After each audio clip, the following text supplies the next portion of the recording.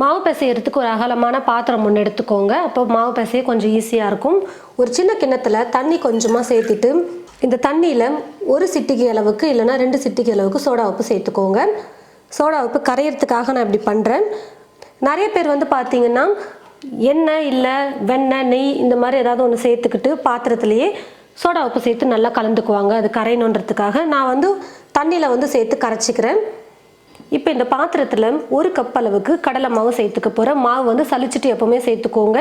நான் எடுத்துருக்கிற கப்போட அளவு வந்து பார்த்திங்கன்னா 250 மில்லி கப் தான். இந்த கப்பில் 1 கப் அளவுக்கு கடலை மாவு சேர்த்துக்கிறேன். 1/2 கப் அரிசி மாவு சேர்த்துக்கிறேன். பச்சரிசி மாவு தான், நீங்கள் கடையில் வாங்கிட்டு வந்து கூட யூஸ் பண்ணிக்கலாம். கடலை மாவில் நம்ம செய்கிறதுனால கூடவே கொஞ்சம் பெருங்காயத்தூள் சேர்த்துக்கிறேன். தேவையான அளவு உப்பு, 1/2 ஸ்பூன் சோம்பு.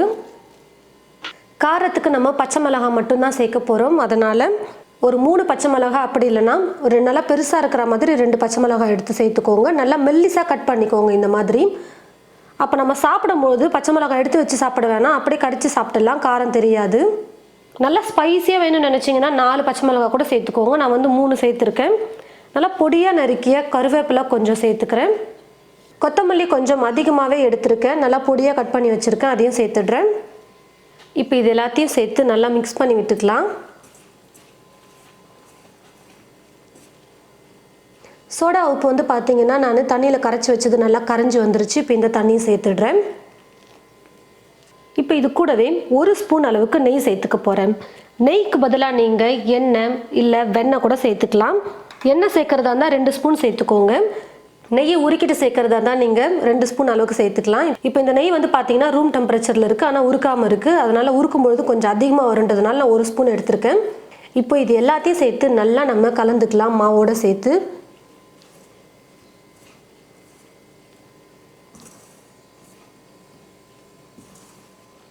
எல்லாத்தையும் சேர்த்து நல்லா கலந்து கொடுத்ததுக்கப்புறமா இப்போது கொஞ்சம் கொஞ்சமாக தண்ணி சேர்த்து மாவு பிசைஞ்சிக்கிறேன்.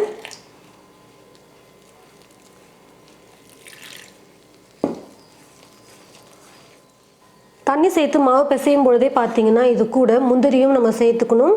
முக்கியமாக முந்திரி வந்து நீங்கள் எவ்வளோ சேர்த்துக்கிறீங்களோ அவ்வளோ டேஸ்ட் சூப்பராக இருக்கும். நான் இப்போ எடுத்துருக்கிற அளவுக்கு வந்து நான் 50 கிராம் முந்திரி எடுத்திருக்கேன். அதுவும் இந்த மாதிரி 2ஆக உடச்சி எடுத்து வச்சுருக்கேன் பாருங்கள். முழுசாக வேணாலும் நீங்கள் சேர்த்துக்கலாம், இல்லைனா இந்த மாதிரி 2 உடச்சி நீங்கள் சேர்த்துக்கலாம். இப்போ இந்த முந்திரியும் சேர்த்து நல்லா நம்ம மிக்ஸ் பண்ணிக்கணும். தண்ணி கொஞ்சம் கொஞ்சமாக சேர்த்து முந்திரியோடு நல்லா மிக்ஸ் பண்ணணும்.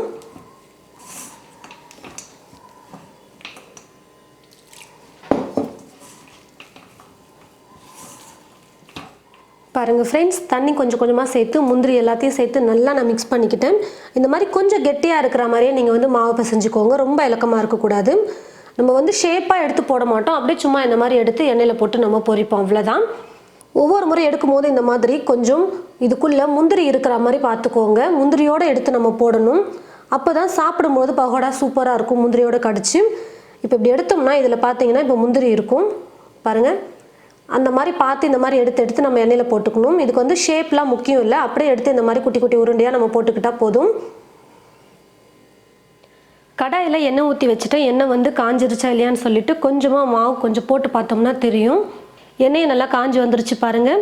இப்போ வந்து கொஞ்சம் கொஞ்சமாக நம்ம அந்த முந்திரியோடு சேர்த்து எடுத்து இப்படி எண்ணெயில் போட்டுக்கலாம். ரொம்ப பெருசாக போட்டோம்னாலும் வேகிறதுக்கு லேட் ஆகும், அதனால் கொஞ்சம் கொஞ்சமாகவே நம்ம மாவு எடுத்து போட்டுக்கலாம். சின்ன சின்னதாகவே சாப்பிட நல்லாயிருக்கும் பகோடா. ஒவ்வொரு உருண்டையிலையுமே வந்து பார்த்திங்கன்னா முந்திரி இருந்துச்சுன்னா சாப்பிட டேஸ்ட்டு சூப்பராக இருக்கும். நான் எடுத்துருக்கிற முந்திரிக்கும் மாவுக்கும் அளவு வந்து கரெக்டாக இருக்கும். நீங்கள் இதே அளவு போட்டு செய்யுங்க. எண்ணெய் காஞ்சதுக்கப்புறமா தீ வந்து கொஞ்சம் லைட்டாக குறைச்சிக்கோங்க, ஃபுல்லாக வைக்க வேணாம். அப்போ தான் வந்து கடலை மாவு நல்லா வெந்து வரும். சீக்கிரமாக மேலே கலர் வந்துடும். எண்ணெய் காஞ்சிருச்சுன்னா உள்ளெல்லாம் மாவு பச்சையாகவே இருக்கும், அப்போ சாப்பிட முடியாது பகோடா.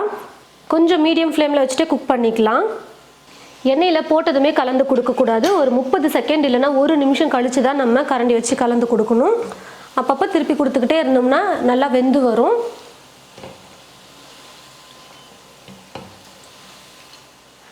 பாருங்கள் ஃப்ரெண்ட்ஸ், பக்கோடா வந்து நல்லா வெந்து வந்துருச்சு. கலர் வந்து பார்த்திங்கன்னா ரொம்ப மாறாது, ஓரளவுக்கு தான் கலர் வந்து இந்த பகோடா மாறும். ரொம்ப ப்ரௌன் கலரில் அப்படிலாம் மாறாது. ஏன்னா நம்ம வந்து இந்த மாவில் வெறும் காரத்துக்கு பச்சை மிளகாய் மட்டும்தான் போட்டிருக்கோம். மிளகாய் தூள் அந்த மாதிரிலாம் எதுவுமே சேர்க்காததுனால கலர் வந்து ரொம்பலாம் ப்ரௌன் கலரில் வரும் அப்படின்லாம் சொல்ல முடியாது. இந்த மாதிரி தான் கொஞ்சம் கலர் வந்து மாறி இருக்கும். நம்ம இந்த மாதிரி கரண்டியில் வச்சு கலந்து கொடுக்கும்போதே தெரியும் பகோடா வெந்திருக்கா இல்லையான்னு சொல்லிட்டு. ஓரளவுக்கு லைட்டாக கலர் மாறி வந்துருச்சு பாருங்கள். அதே மாதிரி நம்ம சேர்த்துருந்த அந்த பச்சை மிளகா அதெல்லாம் வந்து பார்த்தீங்கன்னா நல்லாவே எண்ணெயில் ஃப்ரை ஆகிட்டு வந்திருக்கு. இப்போ இது கரெக்டான கன்சிஸ்டன்சியில் வந்திருக்கு பாருங்கள். கொதி கூட அவ்வளோவா இல்லை, எண்ணெயில் போடும்போது நல்லா கொதிச்சுட்டு இருந்தது, இப்போ நல்லா வெந்து வந்துருச்சு. நான் எடுத்து இந்த மாதிரி ஒரு வடிகரண்டியில் போட்டுடுறேன். இருக்கிற எக்ஸ்ட்ரா எண்ணெயும் நல்லா ட்ரை ஆகிட்டு வந்துடும்.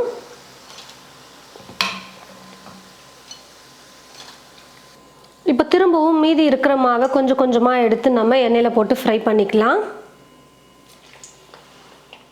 பாருங்கள் ஃப்ரெண்ட்ஸ், முந்திரி பக்கோடா நல்லா டேஸ்டியாக சூப்பராக வீட்லேயே நம்ம பேக்கரி ஸ்டைலில் ரெடி பண்ணிட்டோம். நல்லா எண்ணெயில் மாவு வந்து பச்சை இல்லாத மாதிரி வேக வச்சு எடுத்துட்டிங்கன்னா போதும். நல்லா கிறிஸ்பியாக சாப்பிட்றதுக்கே சூப்பராக இருக்கும். கொஞ்சம் டைம் எடுத்து நல்லா வேக வச்சு எடுத்துக்கோங்க பக்கோடாவை. ஏன்னா மாவு பச்சையாக இருந்தால் சாப்பிட நல்லா இருக்காது, சீக்கிரமாக கெட்டுரும். இது பாருங்கள், உள்ளெல்லாம் நல்லா வெந்து சூப்பராக வந்திருக்கு. முந்திரி இருக்கிறதுனால கொஞ்சம் என்னால் உடைக்கிறதுக்கு கஷ்டமாக இருக்குது, முந்திரியோடு சேர்த்து உடைக்கணும்ல, அதனால் பாருங்கள். ஒவ்வொரு முறை மாவு எடுத்து போடும்பொழுதும் அதில் முந்திரி இருக்கிற மாதிரி தான் பார்த்துக்கிட்டேன். பாருங்கள், முந்திரி இருக்குது, நல்லா அதுவும் வறுபட்டு வந்திருக்கு பாருங்கள். மேலே பார்க்குறதுக்கே நல்லா ப்ரௌனாக இருக்குது பாருங்கள். நல்லா மொறு மொறுன்னு சூப்பராக வந்திருக்கு. நான் வந்து 50 கிராம் முந்திரி எடுத்தேன், 2ஆக உடச்சி சேர்த்ததுனால கொஞ்சம் நிறையா வந்திருக்கு பகோடா. நல்லா சூடு ஆறுனதுக்கப்புறமா ஒரு பாக்ஸில் கூட ஸ்டோர் பண்ணிக்கிட்டிங்கன்னா 2 நாள் நீங்கள் வச்சு சாப்பிடலாம், கெட்டு போகாது. கண்டிப்பாக நீங்களும் உங்களுடைய வீட்டில் இதே போல் முந்திரி பகோடா செஞ்சு பாருங்கள். செஞ்சு பார்த்துட்டு எப்படி இருக்குன்னு மறக்காமல் கமெண்ட் பாக்ஸில் வந்து கமெண்ட் பண்ணுங்கள். இந்த வீடியோவை மற்றவங்களுக்கும் ஷேர் பண்ணுங்கள். இது போல் நிறைய ரெசிபீஸ் பார்க்க தமிழ் ஃபுட் மசாலா சேனலை மறக்காமல் சப்ஸ்கிரைப் பண்ணிக்கோங்க. கூடவே பக்கத்தில் இருக்கிற பெல் ஐக்கானை கிளிக் பண்ண மறந்துடாதீங்க. தேங்க்யூ.